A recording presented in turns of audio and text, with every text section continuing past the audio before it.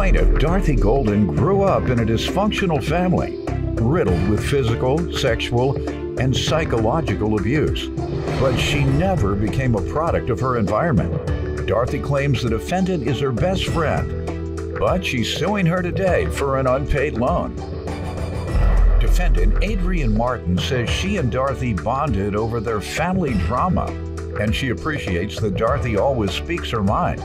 However, she insists Dorothy is suing her prematurely. Start with you. Well, this is my girlfriend, Adrienne, and she is my rock. We're here today because lack of communication. How long have you all known each other? We have been knowing each other for 12 years now. 12? Yes, sir. Yes, Your Honor. How many times you all fallen out? We have never fallen out. We've argued. Y'all not that good of friends. Your Honor. Fall out. We have our differences. We fight and we argue, but we never fall out. Okay. Oh, yeah. You fist fight, you cut each other, you shoot each other, you just don't fall out. You don't consider that falling out. No, Your Honor. No, we don't fall out. Where y'all from? I'm from Detroit. Oh! Dexter and Joy Road. No wonder. Yes, Your Honor. Yeah, doing all that in Detroit is an act of love. All right, I got you now. Let me stop talking about my town. Yes. We love each other dearly. Yes. And the crime is only because of the poverty and the failed school systems. Y'all got to get those two things together. But nonetheless, okay. Defendant Adrienne Martin is being sued by her friend, who says although she grew up in a home riddled with sexual and physical abuse, she never became a product of her environment. Give me some background on your friendship starting 12 years ago. So 12 years ago, I moved from Detroit. I'm originally from Dexter and Joy Road. You kidding? No, sir. I grew up on Joy Road, two Yep. different parts of Joy Road. Go ahead. So I came from a dysfunctional, chaotic family. Sexual abuse at a very, very young age, physical abuse, emotional abuse, and psychological abuse. From the age of 13, Your Honor, I left home and I stayed with 3 sets of my girlfriends until the time that I was 17. At the time of my graduation, I became homeless. So I understood. Go to Central? No, to Northwestern. Yes, sir. So I'm fortunate to be from Dexter and Joy Road. When I tell people where I'm from, I don't say I'm from Michigan. I say I'm from Dexter and Joy Road. There you go. I love that. I'm a product. So, and to correct my daughter, but she still ain't saying it, with our grandchild, I like to say Michigan. We go back to Michigan all the time. We're from Michigan. And now we're from Detroit. Sure enough. Try to separate. That's what they've done over the years. They put such a bad name on Detroit decades ago that the residents don't want to claim Detroit. They'll say, oh, I'm from Michigan. No, you're from Detroit. And so that's why I try to correct that. Got my grandbaby talking about, we're from Michigan. Granddad, we were talking about it the other day. Granddad, can I go to Michigan? I said, what's your favorite place to live? Because between Chicago and Los Angeles and Michigan. She said, Michigan? I said, that's right. I said, but it's Detroit, baby. Yeah. So thanks for bringing that out. And any other cities around here, when they try to point out any cities around the country, when they try to divide the people with means and the people without, depending on the makeup of the cities, it could be racial. I don't want to associate with a city that's predominantly Mexican, so I'm not going to say San Antonio. I'm going to say whatever the suburb. I'm from Texas. What part of Texas? The South region? What part of the South region? Such and such county? What town in such and such county? San Antonio? Okay then. Say San Antonio. All that talking around because other folks might look down on your town. So thank you. All right. Long lecture. I got to get it to the grandbaby though. Absolutely. So you all and your friendship. At a certain point, it was time for me just to leave Detroit. I needed to go to another place and see what other opportunities could lead me. Year? In 2008. And I ended up in Dallas, Texas. At that time, I went back to college and I got an associate. Speaking of college, I ran into you at Wayne, County Community College some years ago when you were there, and you went inside of our classroom and you talked to a professor of mine. And that is why I'm honored and privileged, to be here in your court, because you don't know how influential you are to a throwaway kid. I'm not supposed to be here today, Your Honor. The sexual abuse. I'm supposed to be out on the corner, smoking crack. I'm supposed to have, 6 and 7 kids, by 5, different baby daddies. I was a throwaway kid. I am a product of where I'm from. I'm from Dexter and Drury Road. I'm from Detroit, and I love where I am. Awesome. I love it. So your story has inspired me, a person who can come from where we are, to be here today. I am honored. I am honored to be here. Thank you. Thank you. Thank you. And that's why we do this. People keep telling us we're still changing lives out here. So until all the prisons are empty, until all the women are no longer abused or abandoned or neglected, until all these different street youth have changed their life around, then we got to keep doing it. All right. That's great. And how old are you? I'm 43. I don't mean to ask you. The age, but I was trying 43. To figure because the millennial crowd, many of them, is very surprising. They don't know my background. They don't know I was a street kid. No. Then went to jail and 15 years later was judged. I've been on television all these years and all they know is crackhead. I want y'all to say, Judge, you've changed my life. Defendant Adrienne Martin is being sued by her friend, who says although she grew up in a home riddled with sexual and physical abuse, she never became a product of her environment. Where you from in Detroit? I'm from Denver. Not actually. I met her in Dallas. Right. Yeah. One of my other cities. Mount Bella. Oh, yeah.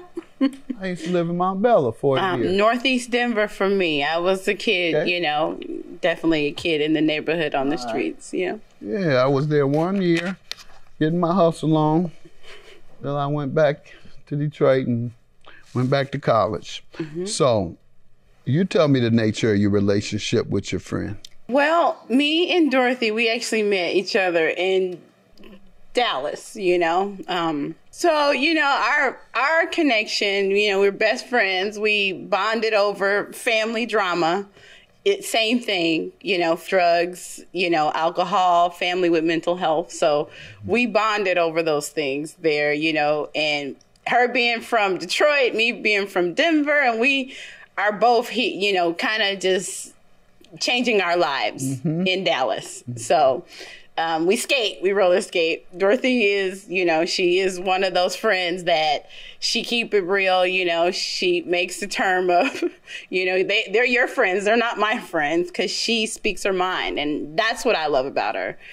She's always been able, even the things that I don't want to hear, she can say it. And, I appreciate her. We both come from Joy Road. That's what we learn on Joy Road. The judge speaks his mind and tell y'all what you don't want to hear. Right. So tell me, why are you suing your friend? What happened here? If I'm that, good of a friend, Adrienne, then why are we here? Your Honor, we're here because Adrienne, wanted to borrow some money from me. I let her borrow about, $6,500 because she had an emergency come up. And the reason as to why I had that, Your Honor, is because I had been saving to purchase a home. So instead of buying yourself a house, you loan your house money to your friend. Adrienne is more than my friend, Your Honor. She was my sister. I wouldn't do it with my kids. How about that? Your Honor, I would like to just state for the record. If I'm looking for a house, I'm looking for a house. The kids say, Daddy, we need the money. Wait till I get my house. Go ahead. Your Honor, for the record, at that time that I had followed on just some financial difficulties due to health problems and things like that, she insisted that I take Nobody take the insisted money. Nothing. Tell me what happened, ma'am. You didn't insist she take your money. Absolutely not, Your Honor. I was in the process of diligently putting in several, different offers. Adrian and I, we have this saying. Well, it was coined by Adrian. People only fall in love with your hand. What do you mean, Adrian? People only fall in love with what you can give them. So, we had made a pact. Like no more loans. I'm not anybody's emergency fund anymore, including family members and friends. Adrian called me and she said, Dorothy, I have an emergency. I need $6,500.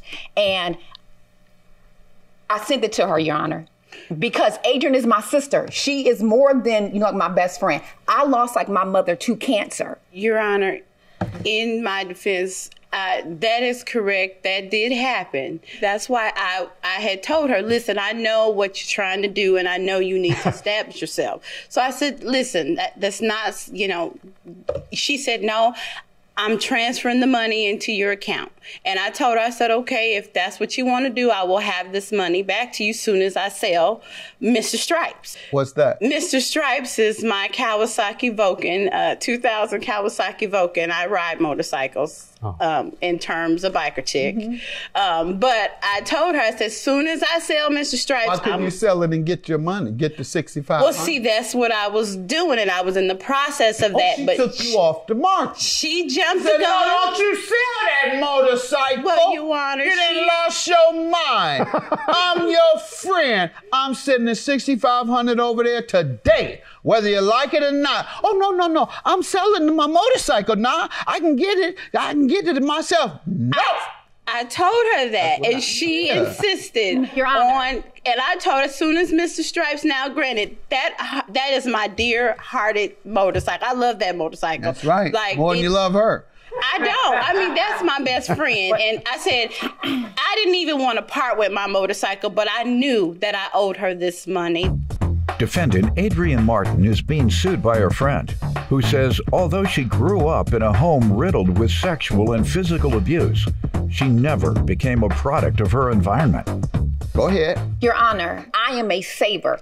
Adrian knew that I was saving, money. Had I ever, I've never let anybody borrow any type of money like that. I give a gift. I'm not losing out on any more friendships or relationships over money. Your Honor, this is the first time that I have saw Adrian since I let her that money. And guess what? Well, that's because her. It wasn't me. I'm that friend. I wasn't avoiding you. I still was taking your calls. I tried to call you a couple of times. I asked you for a payment plan, and you didn't want to give me a payment plan. So I told you, soon as Mr. Stripes sold, I had put him on the marketplace, Your Honor. I would like to enter into evidence. Hold on. Adrian, Your Honor, you said, and now I feel a whole lot silly because now I'm standing in front of you. When you get your income tax check, you were going to pay me back. And here we are again. Your Honor, Doyle, you always say that, idiot. When they say you're going to get paid. You're from Detroit. And I'm from Dexter and Joy Road. Let's be clear. Your Honor, in my defense, with that income tax check, I told her, listen, the understanding was I was going to sell the motorcycle and pay her back. It was the beginning of the season that I listed it out so to make sure that it would sell. It's brand new tires, everything on the motorcycle.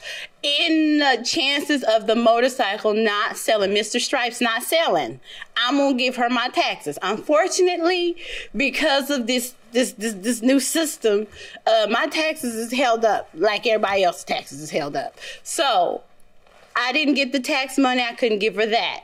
So, and the motorcycle is... Still haven't gotten it, have you? No, it's still in limbo. It says processing. Ain't went through yet. What if they... But I'm not going to even delve into that lie. I'm not going to make a fool out of me like you've done her. So, did she say, I don't want your money, I will sell my motorcycle to address my emergency? Because that's what she just said. And she said you forced it on her after she told you she's going to sell her motorcycle to get the emergency money she needed. That didn't happen? Absolutely not. All right. But Your Honor, I would just like to state for the record, she was under the impression, as well as I told her, soon as this bike sell, you will have your money. So you had two opportunities and none of them came to fruition.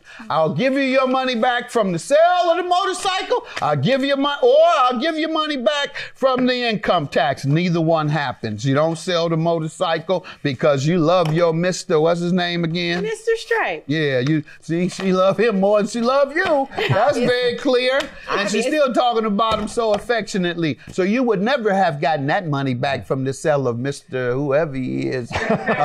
So, judgment for the plaintiff. Please learn now that you should only loan money that you can afford to lose. Or don't loan the entire amount. Instead, give a portion of what they're asking for as gifts. Yes, Your Honor. Have a good day, judgment for the plaintiff. Adrian, I don't know why we had to come here. You are more than just a friend. Like, you're my sister. When I bear like my mother, I only had you. Like, you are the family. So for you not to even take my calls and we had to come way here. Well, Dorothy, I have been trying to bridge this gap with you, and the money got in the way, but we are still friends. I still very much love you and support you, and you know I'm here, and I hope this can be put to the side and we can continue our wonderful friendship. Well, can I have a hug, girl? Yes, it's my birthday. yeah. I turned 43. Give me a hug. I miss you too.